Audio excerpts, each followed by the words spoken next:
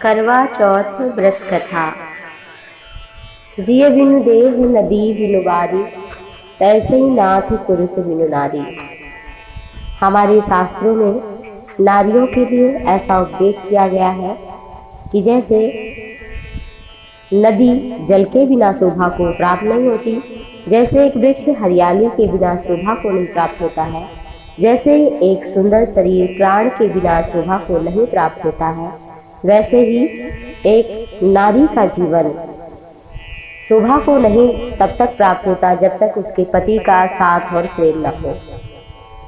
और पति के प्रेम और दीर्घायु प्राप्ति के लिए हमारे सनातन संस्कृति में करवा चौथ व्रत कथा बताया गया है कि यदि उसको नारी श्रद्धा भक्ति भाव से करती है तो उसके जीवन में उसके पति की लंबी आयु और उसका प्रेम प्राप्त होता रहता है, जो हर नारी की इच्छा होती है। सभी सुख सुविधाओं के साथ पति का प्रेम और पति का होना अति आवश्यक है।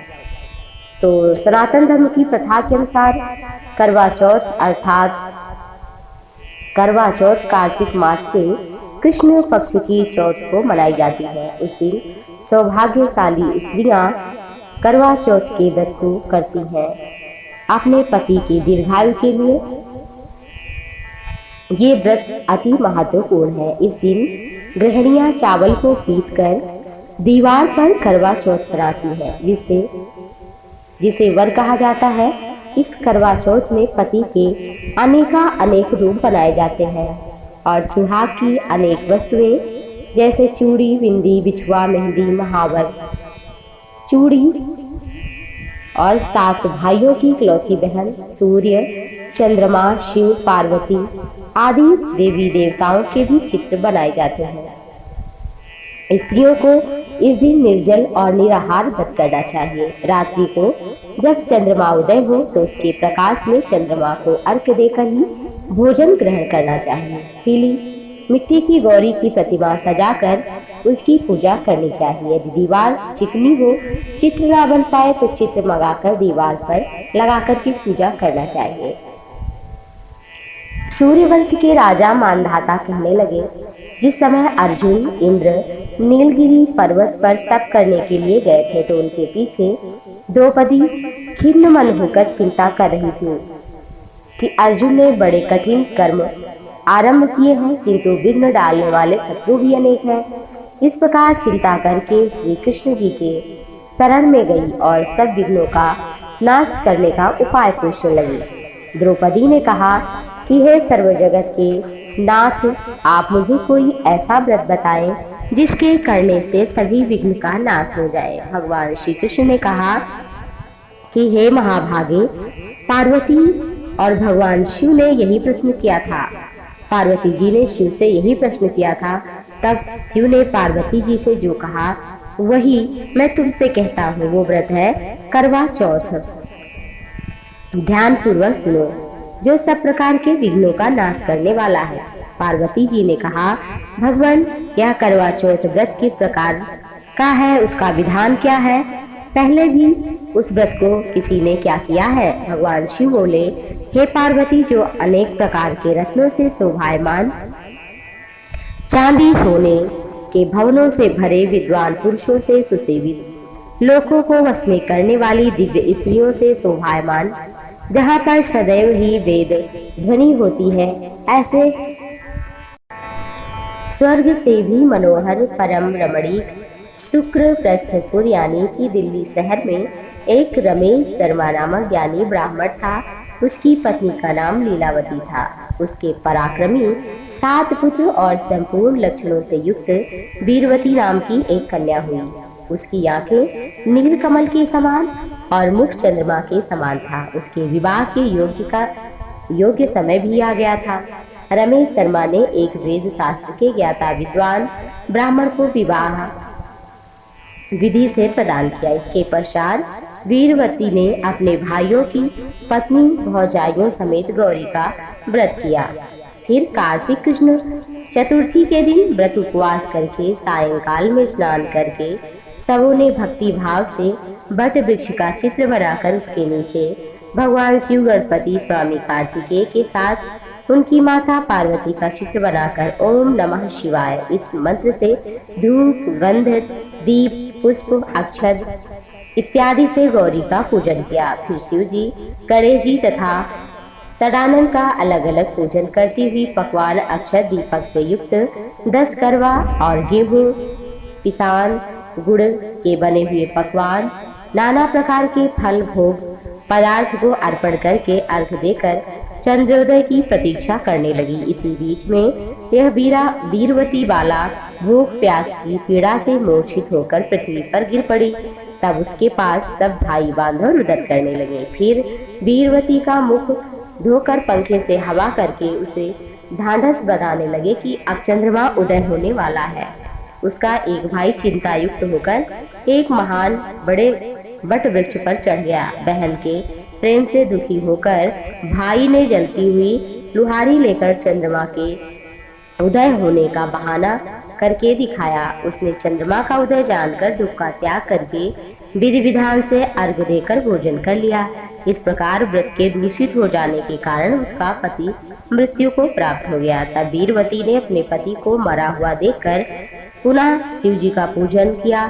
1 वर्ष तक निराहार फिर व्रत किया। वर्ष के समाप्त होने पर करवा चौथ का व्रत उसकी भौजाइयों ने किया। वीरवती ने भी पहले के विधान से ही व्रत पूर्ण किया। जब उसी दिन देव कन्याओं के साथ इंद्राणी वहां करवा चौथ का व्रत करने के लिए स्वर्गलोक से आई और वो वीरवती के पास चली आई। तब वीरवती ने इंद्राणी से सारी बातें पूछी। वीरवती ने कहा कि जब मैं करवा चौथ का व्रत करके अपने पति के घर आई तो मेरा पति मृत्यु को प्राप्त हो गया। मैं नहीं जानती कि किस पाप कर्म के कारण ये हुआ है। हे महेश्वरी, हमारे भाग्य से आप यहाँ आई हैं, तो मेरे पति को जीवित करके मुझ पर कृपा करिए। इंद्राणी ने कहा कि हे शुभे, गत वर्ष जो तुमने पति के घर में करवा चौथ का व्रत किया था तो बिना चंद्रमा के उदय हुए भी तुमने व्यर्थ अर्घ दे दिया। इसी से व्रत दूषित हो गया था और तुम्हारे पति की मृत्यु हो गई थी। अब तुम यत्न के साथ इस करवा चौथ का व्रत करो, फिर इस व्रत के प्रभाव से मैं तुम्हारे पति को जीवित कर दूंगी। भगवान श्री कृष्ण कहने लगे, हे द्रौपदी, इंद्राणी के वचन को सुनकर वीरवती ने विधान पूर्वक इस व्रत को किया। इस प्रकार उसके करवा चौथ व्रत करने से इंद्राणी ने प्रसन्न होकर जल के द्वारा अभिसिंचित उसके पति को पुनः जीवित किया। वह देवता के समान सुंदर हो गया। इसके पश्चात वीरवती अपने पति के साथ घर आनंद से रहने लगी। वीरवती के व्रत के प्रभाव से उसका पति धन धान्य पुत्र आयु को प्राप्त हुआ। इसलिए तुम भी इस व्रत को मनवाड़ी कर्म से पवित्र होकर के यत्न पूर्वक करो। सूत जी कहने लगे, हे शौनकादि ऋषियों, इस प्रकार श्री कृष्ण के वचनों को सुनकर द्रौपदी ने करवा चौथ के व्रत को किया, जिसके प्रभाव से संग्राम में कौरवों को जीतकर अतुलनीय राज्य को प्राप्त किया पांडवों ने और उनका सारा दुख भी चला गया। एक साहूकार के 7 लड़के और एक लड़की थी। सेठानी के सहित उसकी बहुओं और बेटी ने करवा चौथ का व्रत कर रखा था। रात्रि को साहूकार के लड़के भोजन करने लगे तो उन्होंने अपने बहन को भोजन के लिए कहा। इस पर बहन ने उत्तर दिया, भाई अभी तो चांद निकला नहीं है, उसके निकलने पर अर्घ देकर भोजन करूंगी। बहन की बात सुनकर भाइयों ने क्या काम किया कि नगर के बाहर जाकर अग्नि जलाया और चलनी में ले जाकर उसमें से प्रकाश दिखाते हुए उन्होंने बहन से कहा कि अब तो चांद निकल आया है, अर्घ देकर भोजन कर लो। ये सुनकर उसने अपनी भाभियों से कहा कि आओ तुम भी चंद्रमा को अर्घ दे दो, परंतु वे इस कार्य को जानती थी। उन्होंने कहा, अभी चांद नहीं निकला है, तेरे भाई तुझे धोखा देते हुए अग्नि का प्रकाश चलनी से दिखाए हैं। भाभियों की बात सुनकर भी उसे कुछ ध्यान नहीं रहा और भाइयों द्वारा दिखाए गए प्रकाश को ही सच मानकर अर्घ देकर भोजन किया। इस प्रकार व्रत भंग हो गया और गणेश जी उस पर अप्रसन्न हो गए। इसके बाद उसका पति बहुत बीमार हो गया। जो कुछ था उसकी बीमारी में लग गया। जब उसे अपने हुए किए दोष का पता चला तो उसे बड़ा ही पश्चाताप हुआ।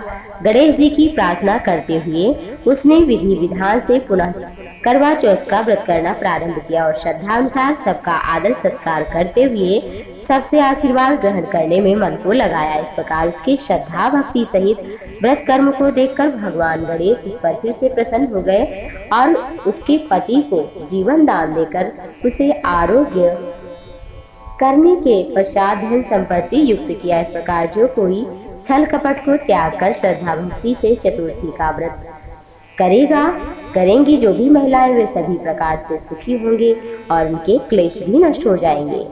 करवा चौथ की तृतीय कहानी इस प्रकार है। प्राचीन काल में एक करवा नाम की स्त्री थी जो अपने पति के साथ नदी के किनारे एक गांव में रहती थी। एक दिन उसका पति नदी में स्नान करने को गया। दैव योग से स्नान करते समय वहां एक मगर ने उसके पैर को पकड़ा। तब वह मनुष्या जो थी वो करवा करवा करके अपनी पत्नी को चिल्ला चिल्ला कर पुकारने लगा। अपने पति की आवाज को सुनकर उसकी पतिव्रता स्त्री करवा भागी हुई आई और उस पतिव्रता ने आते ही मगर को कच्चे सूत के धागे से बांध दिया। मगर को बांधकर अपने पति धर्म के बल से यमलोक में पहुंचकर यमराज से बोली, भगवान मेरे पति को मगर ने पकड़ लिया है, इस अपराध में आप अपने बल से मगर को नरक में डालो। करवा की ये बात सुनकर यमराज बोले कि अभी मगर की आयु तो शेष बची हुई है, अतः अभी मैं उसको नहीं मार सकता हूँ। यमराज की बात सुनकर करवा बोली, यदि आप ऐसा नहीं करोगे तो मैं आपको श्राप देकर नष्ट कर दूंगी। करवा की ये बात सुनकर यमराज डर गए और फिर उस पतिव्रता के साथ जाकर उसने मगर को यमलोक पहुंचा दिया और उसके पति को दीर्घायु होने का आशीर्वाद दिया। उसी दिन से करवा चौथ मनाई जाने लगी और व्रत रखा जाने लगा। हे करवा माता, जैसे तुमने हमारे पति की रक्षा की, ऐसे ही जो भी व्रत करे उसके पतियों की रक्षा करना। करवा चौथ की आइए अगली कथा श्रवण करते हैं। प्राचीन काल में एक परिवार में 7 बहुएं थीं। 6 बहुएं बहुत अमीर परिवार की थीं, इस कारण उनका बड़ा मान था। लेकिन 7वीं बहू मायके में उसके कोई नहीं था। घर का सारा काम काज करती थी, इस पर भी उसे कोई प्यार नहीं करता था। सब उसे तंग करते थे। त्योहारों पर उसके घर से कोई भी ना आता, इससे उसे बहुत दुख होता। हर वर्ष की तरह इस बार करवा चौथ का व्रत आया। सभी बहुओं के घर से उनके भाई करवा लेकर आए, पर छोटी बहू के घर से कोई ना आया। घर में सभी उसे खरी खोटी सुनाते रहे। इससे दुखी होकर वे घर से निकल पड़ी और जंगल में जाकर रोने लगी। एक नाग वहीं बिल में रहता था। उसका रोना सुनकर बिल से बाहर निकलकर उसके रोने के कारण पूछने लगा। नाग के पूछने पर छोटी बहू बोली, आज करवा चौथ है, मेरा कोई भाई होता तो आज करवा लेकर जरूर आता। नाग को उस पर बड़ी दया आई। नाग ने कहा, बहन घर चलो, अभी करवा लेकर मैं आता हूँ। थोड़ी देर बाद नाग बहुत सा सामान लेकर उसके घर पहुँच गया। इतना सामान देखकर परिवार वाले बहुत प्रसन्न हुए। सास ने प्रसन्न होकर छोटी बहू को नाग देवता के साथ भेज दिया। नाग देवता बहू को अपने महल में ले गया और कहा, जब तक दिल चाहे आराम से रहो, यहाँ किसी वस्तु की कोई कमी नहीं है, पर एक बात याद रखना, सामने वाली नांद को कभी मत खोलना। बहू बहुत दिनों तक महल में आराम से रहती रही, परंतु एक दिन जब महल में कोई नहीं था, उसने नांद उठाकर देखा तो बहुत से छोटे सांप के बच्चे इधर उधर भागने लगे। घबराकर उसने नांद ढक दी। घबराहट में एक सांप की पूंछ नांद के नीचे आने से कट गई। कुछ देर बाद नाग जब महल में आया तो बहू ने सब बात बताई और गलती के लिए क्षमा मांगी। नाग ने भी क्षमा कर दिया। कुछ दिनों बाद छोटी बहू ने ससुराल जाने की इच्छा की तो नाग देवता ने उसे धन इत्यादि देकर विदा किया। इतना धन देखकर ससुराल वाले उसकी बड़ी इज्जत करने लगे। जिस सांप की पूंछ कट गई थी उसे सब पूंछ कटा कहकर तंग करते थे। एक दिन तंग आकर उसने अपनी माँ से पूंछ के कटने का कारण पूछा। माँ ने कहा कि छोटी बहू के नांद उठाने के कारण घबराहट में रखने से तेरी पूंछ कटी। तो सांप बोला, मैं बदला लूंगा। माँ ने बहुत समझाया पर वह ना माना। तो एक दिन मौका पाकर छोटी बहू के घर में घुस गया और उसे काटने का सोचने लगा। तभी बहस करने की आवाज आई। छोटी बहू कसम खाकर कह रही थी कि मैंने ऐसा कुछ नहीं किया, कसम खाती हूँ, मेरे पुचकटे भाई से कोई मुझे प्यारा नहीं, उस भाई की कसम है, ये मैंने ऐसा नहीं किया है। पुचकटे ने सोचा, ये तो मुझे इतना प्यार करती है, मैं उसे काटने आया हूँ। ऐसी प्यारी बहन का बदला कैसे लूं, चुपचाप घर चला गया। तभी से अपनी बहन छोटी बहू के लिए प्रतिवर्ष करवा चौथ के दिन करवा लेकर जाता और बहन बड़े प्यार से करवा चौथ का व्रत करती।